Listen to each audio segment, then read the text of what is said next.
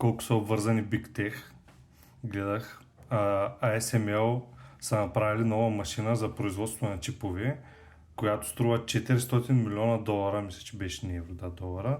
ASML са европейска компания. Те правят машините, които произвеждат най-хай-енд чиповите.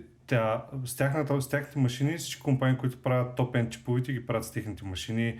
Nvidia, TSML, Apple, нали, повечето големи технологични гиганти използват техните машини да правят чипове. И колко са обвързани. Значи, без машините ASML, повечето компании не могат да се правят чиповете. В същото време всички големи компании, които произвеждат AI, използват чипове, които са произведени от Nvidia. Чиповете, които са произведени от Nvidia, се използват от Google, от Apple не съм сигурен, от OpenAI съм сигурен, че се използват.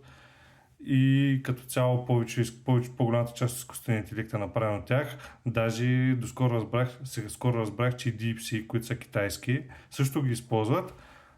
Просто имат санкции и не могат да купуват новите версии. И зато са използвали по-стар модел на Nvidia, които са го успели да го оптимизират, което също е доста впечатляващо. Нали, те имат китайските, американските и тайванските компании не могат да продават новите си чипове на китайските компании.